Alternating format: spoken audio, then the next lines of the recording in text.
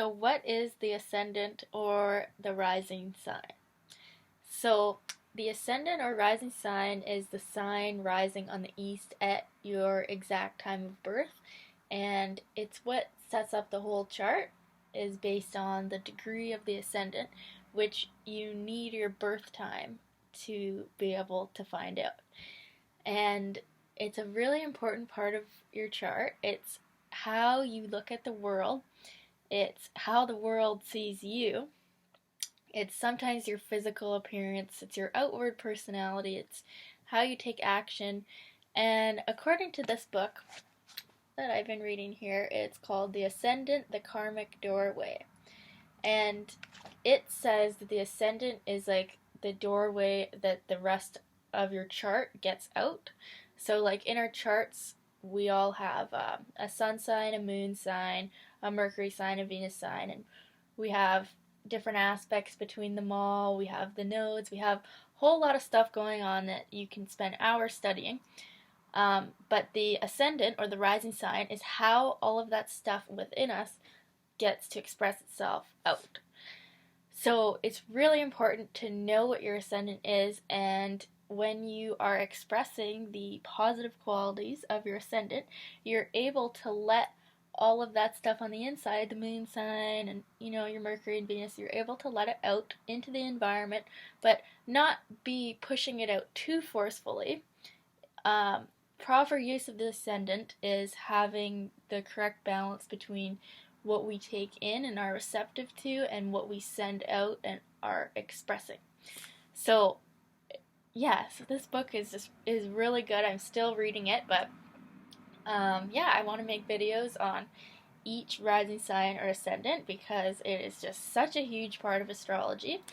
My astrology teacher, Rob, taught me that the first thing you do when you look at someone's birth chart is look at what sign the ascendant is and talk about that sign, because this is a huge part of the person and their personality.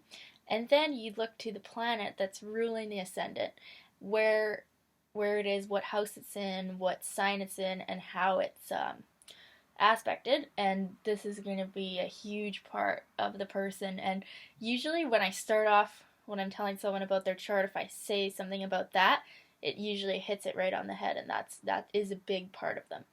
So, like, for example, I am an Aries rising, so the ruler of Aries is Mars.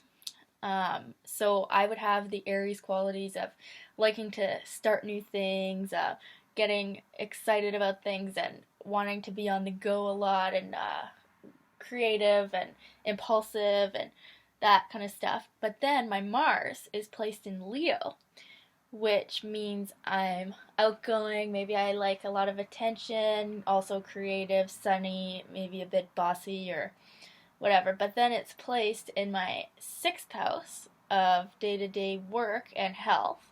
Well, if you use Placidius house, if it's equal house, it's in my 5th house, but as for right now, I relate to it more in my 6th house.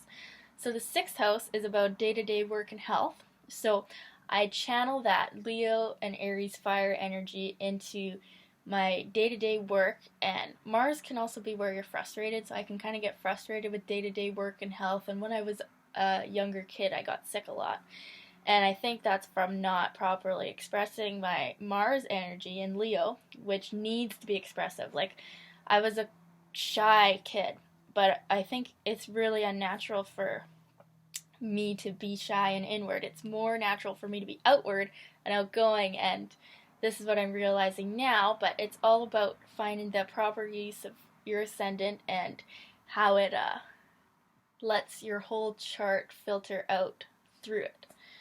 I hope that made a little bit of sense. If it didn't make sense, send me a message and I would love to explain your chart to you and explain all of this more, because it is my passion in life.